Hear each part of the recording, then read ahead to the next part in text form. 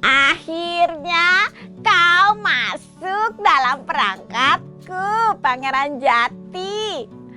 Aku akan punya angsa baru. Halo, ketemu lagi dengan Kak Lucy. Kali ini Kak Lucy akan membawakan sebuah dongeng dari majalah Bobo. Judulnya Putri Kenanga dan Pangeran Jati. Kita dengarkan dongengnya bersama-sama ya. Dahulu kala, di sebuah kerajaan, hiduplah dua anak kembar raja. Mereka adalah Putri Kenanga dan Pangeran Jati. Ayah ibu mereka telah meninggal ketika wabah melanda kerajaan itu 2 tahun yang lalu. Salah satu dari kedua anak kembar itu nantinya akan memerintah kerajaan itu pada saat berusia 21 tahun. Untuk sementara, Ki Sakti, penasehat kerajaan, menjadi wali mereka. Tak lama setelah raja dan permaisurinya meninggal, muncullah seorang penyihir jahat di kerajaan itu. Namanya Nihejo. Ia mendirikan pondoknya di tepi hutan jati di perbatasan kerajaan itu. Di dekat pondok Nihejo terdapat sebuah danau yang besar. Danau itu tadinya kosong, namun makin lama makin banyak angsa yang berenang di danau itu. Baik angsa yang besar maupun yang kecil. Mereka tidak bisa terbang ataupun lari dari situ. Karena danau itu sudah dikelilingi sihir Nihejo. Warga kerajaan mulai membicarakan Nihejo. Mereka resah karena angsa-angsa itu ternyata adalah penduduk desa yang mencari kayu atau jamur sampai melewati batas hutan jati. Mereka ditangkap Nihejo dan disihir menjadi angsa. Kenanga, aku harus segera menangkap Nihejo. Penyihir itu sudah menangkap banyak warga desa kita.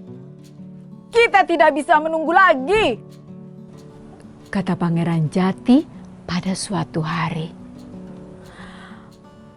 Aku sudah meminta Ki Sakti menyelidiki Nihejo.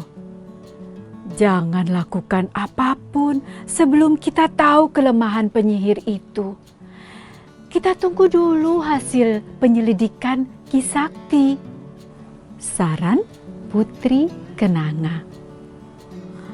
Pangeran Jati berusaha sabar, namun pada suatu hari ia melihat salah satu pengurus kudanya menangis.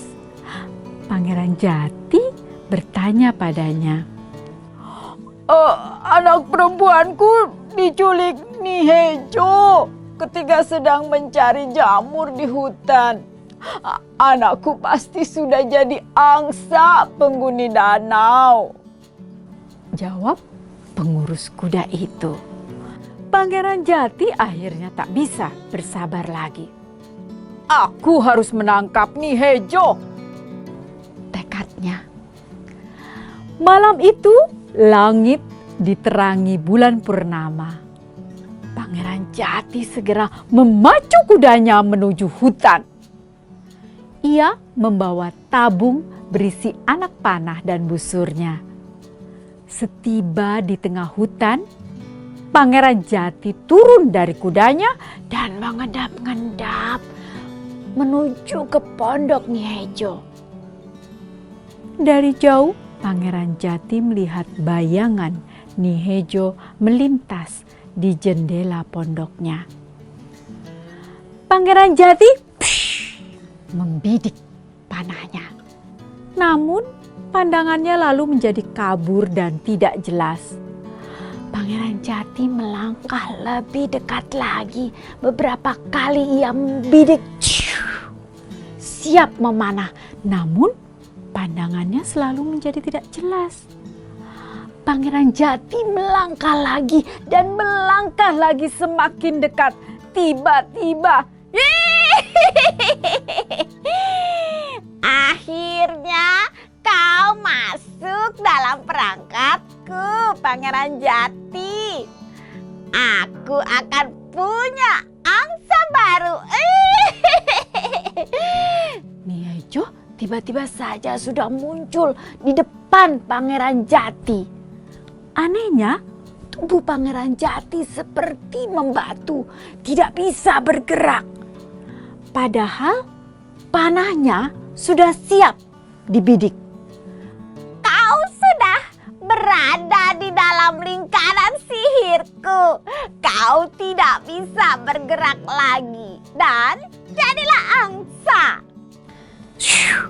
Seketika itu juga Pangeran Jati berubah menjadi angsa. Lalu sebuah tenaga seperti menarik Pangeran Jati sehingga ia terbang ke arah danau. Ia pun menjadi salah satu angsa penghuni danau. Pangeran Jati sangat menyesal karena tidak mendengar nasihat kembarannya. Ki Sakti memang sakti. Dia berhasil masuk ke lingkaran sihir Nihejo tanpa kena sihir. Wah, kau hebat Kenanga. Kau tahu dari mana kalau angsa tadi itu aku? Teman-teman, jangan lupa kunjungi website untuk anak ya, bobo.id. Like, comment, share, dan subscribe juga ke channel Bobo yuk!